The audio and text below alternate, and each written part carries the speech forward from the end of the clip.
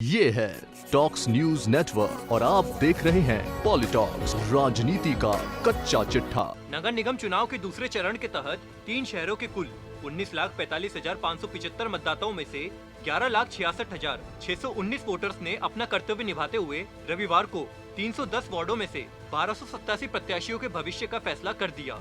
Jaipur greater, Jodhpur दक्षिण और कोटा दक्षिण नगर निगम के लिए 3 शहरों में कुल 59.96% वोट डाले गए। इसी के साथ प्रदेश के 6 नवगठित नगर निगमों के लिए मतदान की प्रक्रिया अब पूरी हो गई है। 6 निगमों के लिए मतगणना 3 नवंबर को सुबह 9 बजे से शुरू होगी। जोधपुर, कोटा और जयपुर के सभी नगर निगमों में मतदान संपन्न होने के साथ ही बगावत और खरीद फरोख्त के डर से भाजपा ने रविवार को ही जयपुर नगर निगम हेरिटेज के प्रत्याशियों की बाड़ेबंदी कर दी। पार्टी ने इसे प्रशिक्षण का नाम दिया है, लेकिन पिछले बोर्ड में हुई बगावत की वजह से पार्षदों को शहर से 16 किलोमीटर दूर अजमेर रोड स्थित एक होटल में शिफ्ट किया गया है। जयपुर ग्रेटर नगर निगम के प्रत्याशियों को भी सोमवार सुबह तक किसी होटल में शिफ्ट कर दिया गया है। इसी तरह कोटा और जोधपुर में भी बीजेपी ने प्रत्याशियों की बाड़ेबंदी कर दी है। बता दे, हेरिटेज में मतदान के ठीक बाद ही भाजपा ने दावा किया था कि हेरिटेज में उन्हें 55 सीटों पर सीधी जीत मिल रही है।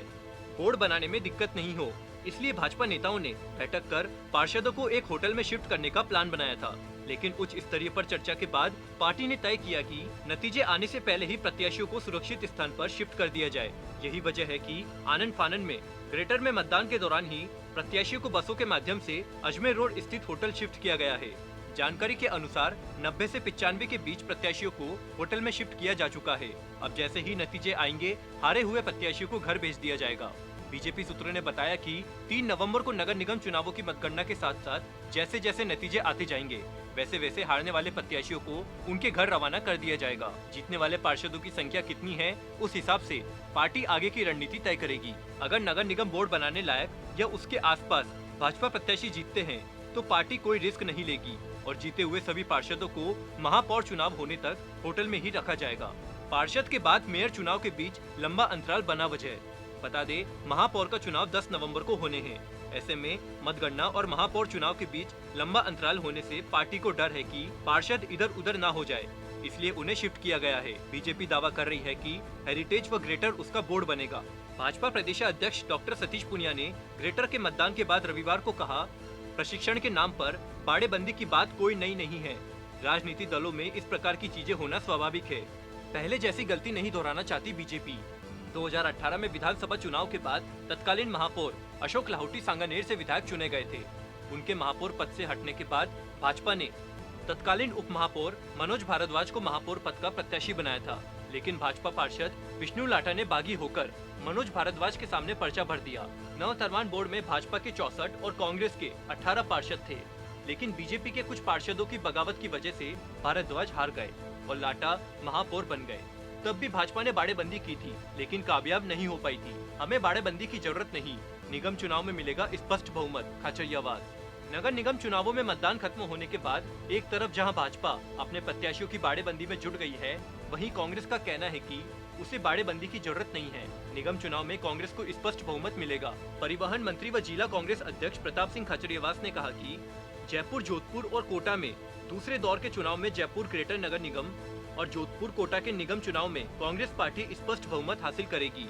खाचरियावास ने कहा कि जयपुर, जोधपुर और कोटा की जनता ने भाजपा के झूठ, फरेब, धोखे और घमंड के विरोध में कांग्रेस पार्टी की उन्नति, तरक्की और विकास के नारे के साथ कोरोना संकट के समय में कांग्रेस की गहलोत सरकार के द्वारा जनहित में किए गए ऐतिहासिक कार्यों पर मोहर लगाई है। खाचरियावास ने आरोप लगाते हुए कहा कि भाजपा इन पूरे चुनाव में धर्म के आधार पर लोगों को बांटने की कोशिश करती रही और झूठे वादे, झूठे इरादे करके लोगों को भ्रमित करने की कोशिश करती रही, लेकिन भाजपा का झूठ पकड़ा गया।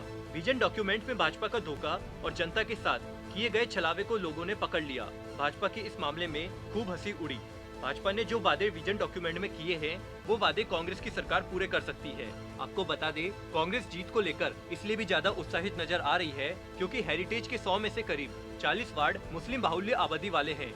ग्रेटर में भी वोटिंग प्रतिशत पिछले चुनाव से 2% कम रहा है और कांग्रेस के परंपरागत वोटर मतदान की कतारों में नजर आए हैं। हालांकि दोनों ही निगमों में कांग्रेस के बागी और वर्ग विशेष के निर्दलीय पार्टी का गणित बिगाड़ सकते हैं।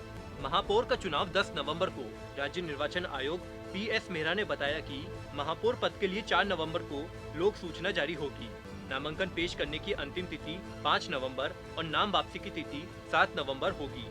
मतदान 10 नवंबर को सुबह 10 बजे से दोपहर 2 बजे तक होंगे। मतगणना मतदान समाप्ति के तुरंत बाद होगी। ऐसे ही उप महापौर के लिए निर्वाचन की तिथि 11 नवंबर होगी। पॉलिटॉक्स ब्यूरो, जयपुर। ये है टॉक्स न्यूज नेटवर्क और आप देख रहे हैं पॉलिटॉक्स, राजनीति का कच्चा चिट्ठा।